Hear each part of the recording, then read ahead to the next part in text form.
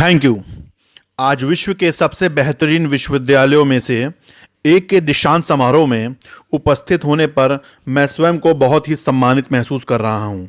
मैं आपको एक सच बताना चाहता हूं कि मैं कभी किसी कॉलेज से पास नहीं हुआ और आज पहली बार मैं किसी कॉलेज के ग्रेजुएशन समारोह के इतने समीप पहुंचा हूं।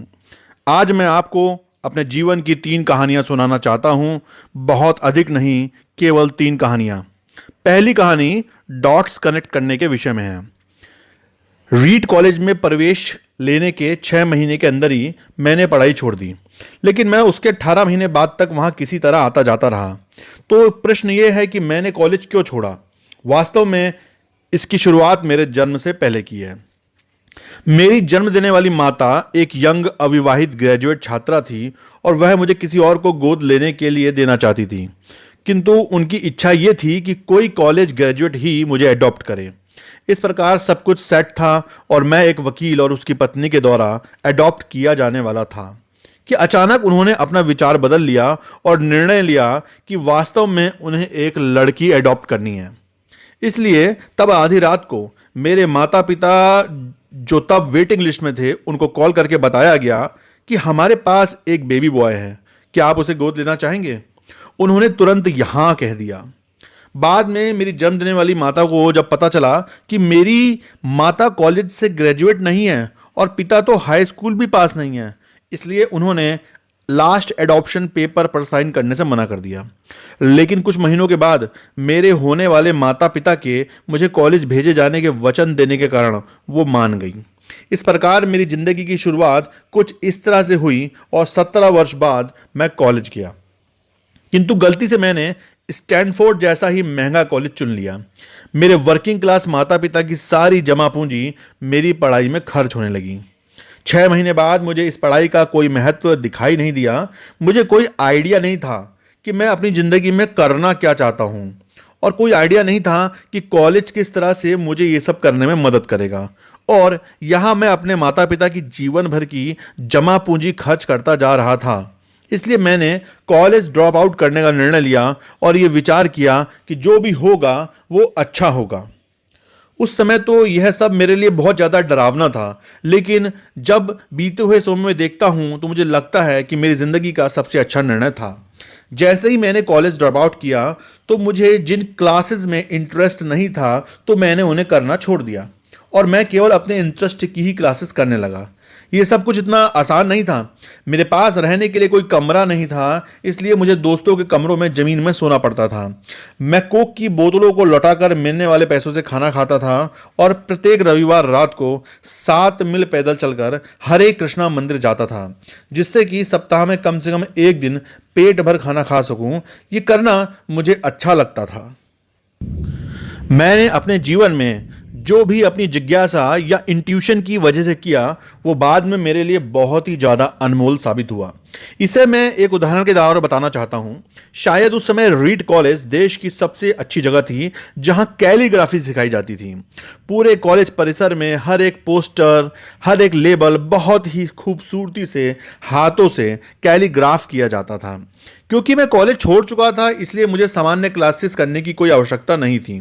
तो मैंने निर्णय लिया कि मैं कैलीग्राफ की क्लासेस करूंगा और इसे अच्छी तरह से सीखूंगा। मैंने सेरिफ और सैन सेरिफ टाइप फेसेस के बारे में सीखा, अलग अलग अक्षरों के बीच में स्पेस वेरी करना सीखा और किसी अच्छी टाइपोग्राफी को क्या अच्छा बनाती है यह भी सीखा। यह खूबसूरत था, ऐतिहासिक था, इतना आर्टिस्टिक था कि इसे विज्ञान द्वारा कैप्चर नहीं किया जा सकता और यह मुझे बहुत ही आकर्षक लगता था। उस समय ऐसा कोई भी विचार नहीं था कि मैं इन चीज़ों का प्रयोग कभी अपने जीवन में करूंगा। लेकिन जब 10 साल बाद हम पहला मैकिंटॉश कंप्यूटर बना रहे थे, तब मैंने मैक में डिज़ाइन कर दिया और यह खूबसूरत टाइपोग्राफी वाला विश्व का पहला कंप्यूटर बन गया। अगर मैंने कॉलेज में केवल कैलीग्राफी में ही प्रवेश नहीं लिया होता तो मैक में कभी भी मल्टीपल टाइप फेसेस या प्रोपोर्शनली स्पेस्ड फॉन्ट्स नहीं होते। और क्योंकि विंडोज़ ने मैक की कॉपी की थी तो किसी भी पर्सनल कंप्यूटर में यह सब नहीं होता। अगर मैंने कभी ड्रॉप आउट ही नहीं किया होता तो मैं कभी कैलीग्राफी की वो क्लासेस नहीं कर पाता और फिर शायद पर्सनल कंप्यूटर में जो फॉन्ट्स होते हैं वो होते ही नहीं। जब मैं कॉलेज में था तो भविष्य में देखकर इन डॉट्स को कनेक्ट करना असंभव था, लेकिन 10 साल बाद जब मैं बीते हुए समय को देखता हूं तो सब कुछ बिल्कुल स्पष्ट नजर आता है। आप कभी भी भविष्य को देखकर डॉट्स कनेक्ट नहीं कर सकते। आप केवल पीछे देखकर ही डॉट्स कनेक्ट कर सकते हैं। इसलिए आपको विश्वास करना होगा कि अभी जो भी हो रहा है वो आगे चलकर किसी ना किसी तरह आपके फ्यूचर से कनेक्ट करेगा। आपको किसी न किसी में विश्वास तो करना ही होगा। अपने गट्स में, अपने भाग्य पर, अपने जीवन में, अपने कर्म में या किसी न किसी चीज में विश्वास करना ही होगा, क्योंकि इस बात में विश्वास रखना कि आगे चलकर डॉट्स कनेक्ट होंगे आपको अपने दिल की आवाज सुनने की हिम्मत देगा। उस समय भी जब आप बिल्कुल अलग रास्ते पर चल रहे होंगे और यही बात आपको अन्य लोगों से अलग बनाएगी। मेरी दूसरी कहानी लव और लॉस के विषय में है। मैं सौभाग्यशाली था। मैं जिस चीज से प्यार करता था वह मुझे मिल गई। वॉज और मैंने अपने पिता के गैराज में एप्पल शुरू की। तब मैं 20 वर्ष का था। हमने बहुत मेहनत की और 10 साल में एप्पल 2 लोगों से बढ़कर $2 बिलियन और 4000 लोगों की कंपनी हो गई। हमने अभी 1 साल पहले ही हमारी बेहतरीन रचना मैकिन्टॉश रिलीज की और मैं 30 का हो गया था और मुझे कंपनी से निकाल दिया गया। आप अपनी बनाई हुई कंपनी से कैसे निकाले जा सकते हैं? जैसे जैसे एप्पल ग्रो करने लगी, हमने एक ऐसे बुद्धिमान आदमी को हायर किया जिसे मैंने सोचा कि वो मेरे साथ मिलकर कंपनी को आगे बढ़ाएगा। पहले 1 साल सब कुछ ठीक प्रकार से रहा, लेकिन फिर कंपनी के फ्यूचर विजन को लेकर हम दोनों में विवाद होने लगे। बात बोर्ड ऑफ डायरेक्टर तक पहुंच गई और उन लोगों ने उसका साथ दिया। इस प्रकार 30 वर्ष की आयु में मुझे निकाल दिया गया और पब्लिकली भी निकाल दिया गया। जो मेरी पूरी एडल्ट लाइफ का फोकस था अब वह खत्म हो चुका था और यह पूरी तरह से ही बर्बाद करने वाला था। मुझे वास्तव में अगले कुछ महीनों तक समझ ही नहीं आया कि मैं क्या करूं। मुझे लगा कि ये सब कुछ इतनी आसानी से स्वीकार करके मैंने अपने पहले की पीढ़ी के उद्योगपतियों को नीचा दिखाया है। मैं डेविड पैकर्ड और बॉब नॉयसी से मिला और सब कुछ ऐसे हो जाने पर उनसे माफ़ी मांगी। मैं एक बहुत बड़ा पब्लिक फेलियर था। एक बार तो मैंने वैली छोड़कर जाने की भी सोची, पर धीरे धीरे मुझे एहसास हुआ कि मैं जो काम करता हूं उसके लिए मैं अभी भी उत्साहित हूं। एप्पल में जो कुछ हुआ उसकी वजह से मेरे पैशन में थोड़ी सी भी कमी नहीं आई। मुझे अस्वीकार कर दिया गया था, फिर भी अब भी मैं अपने काम से प्यार करता हूं। इसलिए मैंने एक बार फिर से शुरुआत करने की सोची। मैं तब यह देख नहीं पाया था कि किंतु अब मुझे लगता है कि एप्पल से निकाले जाने से अच्छा मेरे साथ और कुछ हो भी नहीं सकता था। सफल होने का बोझ अब बिगिनर होने के हल्केपन में बदल चुका था। मैं एक बार फिर से स्वयं को बहुत हल्का महसूस कर रहा था। अगले 5 सालों में मैंने एक कंपनी नेक्स्ट और दूसरी कंपनी पिक्सर शुरू की और इसी दौरान मैं एक बहुत ही अद्भुत महिला से मिला जो आगे चलकर मेरी पत्नी बनी। पिक्सर ने विश्व की पहली computer animated movie toy story बनाई और इस समय यह विश्व का सबसे सफल एनिमेशन स्टूडियो है। एप्पल ने एक अप्रत्याशित कदम उठाते हुए नेक्स्ट को खरीद लिया और मैं एप्पल में फिर से चला गया। आज एप्पल नेक्स्ट द्वारा विकसित की गई तकनीक प्रयोग करती है। अब लोरेन और मेरा एक सुंदर सा परिवार है। मैं पूरे विश्वास के साथ कह सकता हूं कि अगर मुझे एप्पल से नहीं निकाला गया होता तो मेरे साथ यह सब कुछ नहीं होता। यह एक कड़वी दवा थी, लेकिन मेरे विचार में मरीज को इसकी जरूरत थी। कभी कभी जिंदगी आपको इसी तरह ठोकर मारती है। अपना विश्वास मत खोइए। मैं विश्वास के साथ कह सकता हूं कि मैं सिर्फ इसलिए आगे बढ़ता गया क्योंकि मैं अपने काम से प्यार करता था। आप वास्तव में क्या करना पसंद करते हैं ये आपको जानना होगा। जितना अपने प्यार को जानना जरूरी है उतना ही उस काम को खोजना भी जरूरी है जिसे आप सच में एंजॉय करते हो।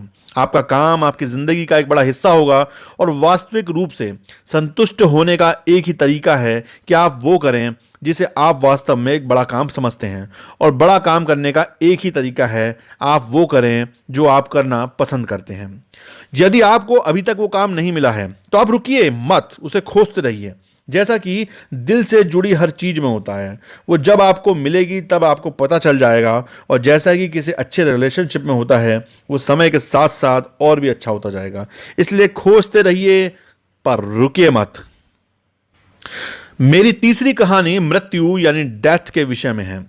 जब मैं 17 वर्ष का था तो मैंने एक कथन पढ़ा जो कुछ इस तरह था यदि आप प्रत्येक दिन ऐसे जिएं जैसे कि ये आपकी ज़िंदगी का अंतिम दिन है, तो आप किसी ना किसी दिन सही साबित हो जाएंगे।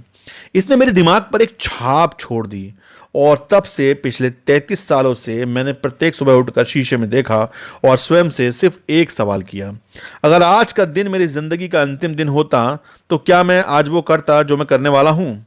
और जब भी लगातार कई दिनों तक उत्तर नहीं होता था, तो मैं समझ जाता कि कुछ बदलने की ज़रूरत है।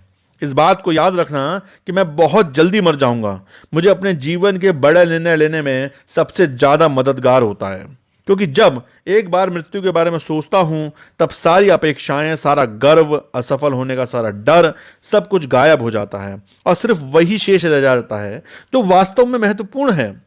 इस बात को याद रखना कि एक दिन मरना है और किसी भी चीज के खोने के डर को दूर करने का सबसे अच्छा तरीका है। आप पहले से ही नंगे हैं, ऐसा कोई कारण नहीं है कि आप अपने दिल की ना सुने। करीब 1 साल पहले पता चला कि मुझे कैंसर है। सुबह 7:30 बजे मेरा स्कैन हुआ, जिसमें साफ दिखाई दे रहा था कि मेरे पैनक्रियाज में ट्यूमर है। मुझे तो जानकारी भी नहीं थी कि पैनक्रियाज होता क्या है। डॉक्टर ने लगभग पूरे विश्वास के साथ बताया कि मुझे एक कैंसर है जिसका उपचार संभव नहीं है और अब मेरा जीवन केवल 3 से 6 महीने का है। डॉक्टर ने मुझे सलाह दी कि मैं घर जाऊं, अपनी सभी चीज़ें व्यवस्थित कर लूं, जिसका डॉक्टर की भाषा में मतलब था, आप मरने की तैयारी कर लीजिए। इसका अर्थ है कि आप कोशिश करिए कि आप अपने बच्चों से जो सारी बातें अगले 10 साल में करते हैं वो अगले कुछ ही महीनों में कर लीजिए। इसका तात्पर्य यह हुआ कि आप सब कुछ व्यवस्थित कर लीजिए कि आपके बाद आपके परिवार को कम से कम परेशानी हो। इसका यह अर्थ हुआ कि आप सभी को गुड बाय कर दीजिए। मैंने इस डायग्नोसिस के साथ पूरा दिन बिता दिया और शाम को मेरी बायोप्सी हुई, जहां मेरे गले के रास्ते पेट से होते हुए मेरी आंत में एक एंडोस्कोप डाला गया और एक सुई से ट्यूमर के से कुछ सेल्स निकाले गए। मैं तो बेहोश था। मेरी पत्नी जो वहां उपस्थित थी, उसने बताया कि जब डॉक्टर ने माइक्रोस्कोप से मेरे सेल्स देखे तो वह रो पड़ा, क्योंकि सेल्स देखकर डॉक्टर समझ गया कि मुझे एक बहुत ही दुर्लभ प्रकार का पैनक्रिएटिक कैंसर है जो कि सर्जरी से ठीक हो सकता है। मेरी सर्जरी हुई और सौभाग्य से अब मैं ठीक हूँ। मृत्यु के इतने पास मैं इससे पहले कभी नहीं पहुंचा और उम्मीद करता हूँ कि अगले कुछ दशकों तक भी ना पहुंचूं। ये सब देखने के बाद मैं और भी विश्वास के साथ कह सकता हूं कि मृत्यु एक उपयोगी लेकिन विशुद्ध रूप से बौद्धिक संकल्पना है। कोई भी मरना नहीं चाहता है, यहां तक कि जो लोग स्वर्ग जाना चाहते हैं वो भी वहां जाने के लिए मरना नहीं चाहते हैं। किंतु फिर भी मृत्यु वो स्थान है जिसे हम सभी शेयर करते हैं। आज तक इससे कोई बचा नहीं है और ऐसा ही होना चाहिए, क्योंकि मृत्यु ही एकमात्र जीवन का सबसे बड़ा आविष्कार है। ये जिंदगी को बदलती है, पुराने को समाप्त कर नए का रास्ता खोलती है और इस समय नए आप हैं, पर ज्यादा कुछ नहीं, कुछ ही दिनों में आप भी पुराने हो जाएंगे और रास्ते से साफ हो जाएंगे। याद रखिए, आपका समय सीमित है, इसलिए इसे किसी और की जिंदगी जीकर व्यर्थ मत कीजिए। बेकार की सोच में मत फंसिए। अपने जीवन को दूसरों के हिसाब से मत चलाइए। औरों के विचारों के शोर में अपने अंदर की आवाज को मत दबाइए। और सबसे महत्वपूर्ण यह है कि अपने दिल और इंट्यूशन की बातें सुनने का साहस रखें। वे पहले से ही जानते हैं कि तुम वास्तव में क्या बनना चाहते हो।